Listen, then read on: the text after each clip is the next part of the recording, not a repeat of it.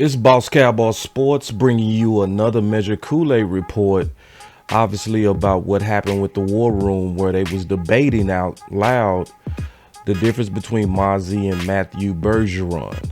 So that's getting a lot of attention because of one key statement that came out from Will McClay, where he talked about depth at guard. So we go play it and we go break it all the way down and see what that means on a Measure Koolaid perspective, where we try to look at all the facts and bring it all together about what this could mean for the future. So let's just listen to it and break it down. Here we go.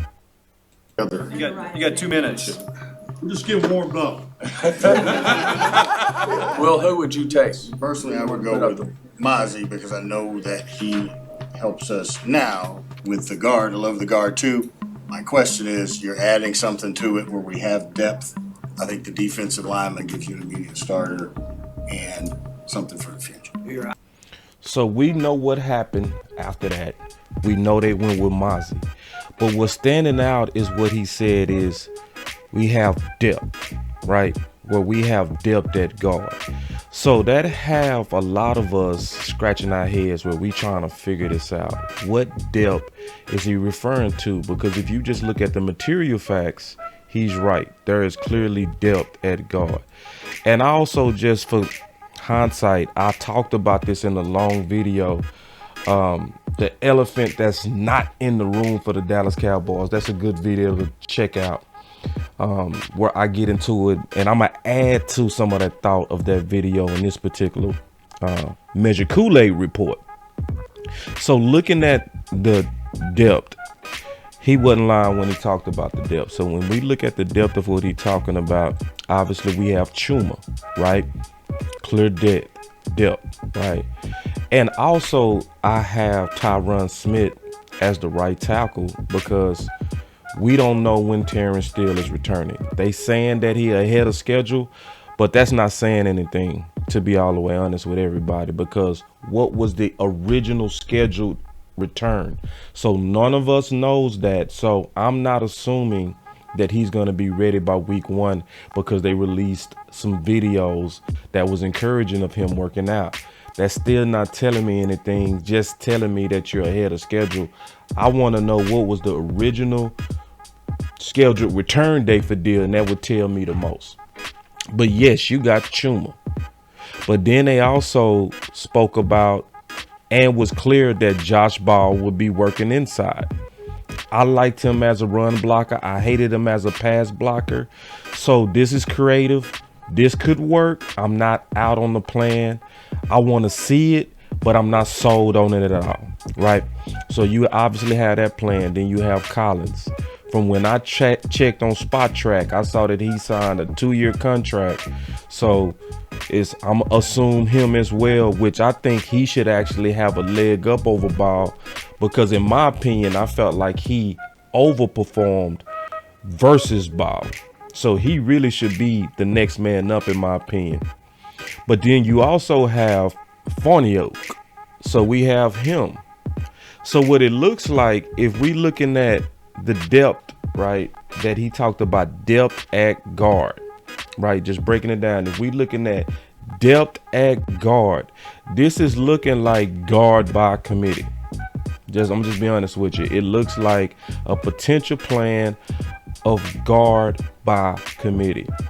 So if we looking at the particular plan that he said where we have depth, and what we looking at is we looking at Chuma, Ball, or we looking at Collins, that is a lot of depth. Or Fournier.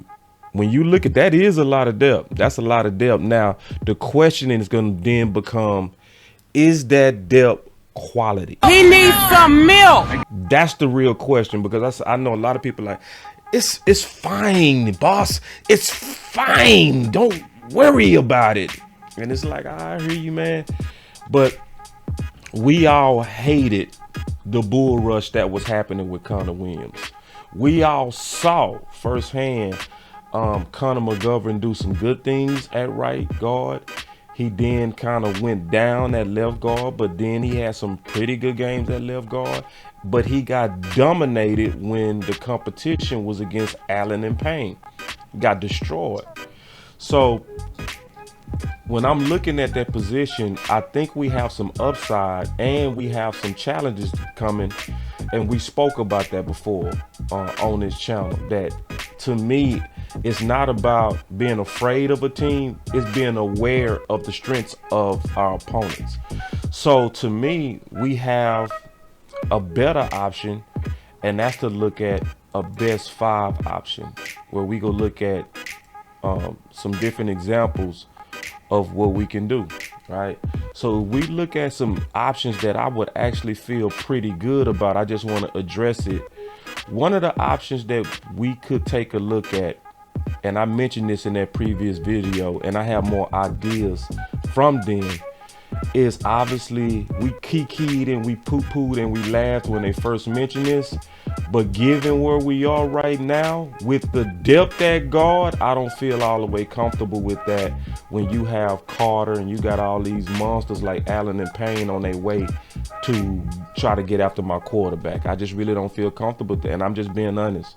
I know we have depth to where we could have won BPA and all that kind of stuff, but a Band-Aid going against a war just doesn't feel good. So if we was creative, we could consider some things that might work. Like, for instance, potentially Steele at left guard. Yeah, I said it. Potentially Steele at left guard when he returns. Because obviously what's going to have to happen is we going to have these Band-Aids in place until Steele return anyway. That's just going to be the case. We're going to have to use some type of Band-Aid of some sort until he returns. But if we try to match strength on strength, and that's what we talking about, strength versus strength, where you got Jordan Davis and you got Carter and you got Hargraves coming in town from San Fran. In that interior, yeah, it's a pretty good idea to try to match strength on strength in the middle 3. So you could add strength by moving, when he returns, Terrence Steele to left guard. Best 5, sure. But we could also get creative even more. Because see, if we do this, the reason why I will want to go with this particular plan, and I'm okay with this plan, is because I will want to keep T. Smith at right tackle. The clues are coming out anyway, where it looks like that's the plan already, where you can see even in these recent pictures of them working out, they obviously have Tyron Smith on the right side. And I think that makes sense, because if you have him on the right side with his injury history versus him on the left side, you can then have your ideal swing tackle ready to go with Matt Lewesko. And you would have him ready to go. He's your swing, and he's not protecting Dak blindside. If you go with a plan to where you try to put T. Smith on the left, you might as well say in the near future, you go likely see what? Matt Faranoot on the left. And do you want Matt this early protecting Dak blindside? I wouldn't. So to me, your best option is to start like they look like they doing, where they look like they have Tyron Smith on the right. I would, in my diagram, I would go with the same thing. Keep him on the right. Anticipate him potentially. We not hoping it, but potentially assuming that he probably go down. If he goes down, then you have your swing and Matt Lewesko not having to protect Dak blindside. But then that's not the only option. When Steele returns, I will feel good, and I'm now starting to favor this plan. This plan I'm getting ready to unveil. I'm actually now more so, when I gave it more thought, when Steele returned, I would actually want him to play the left tackle.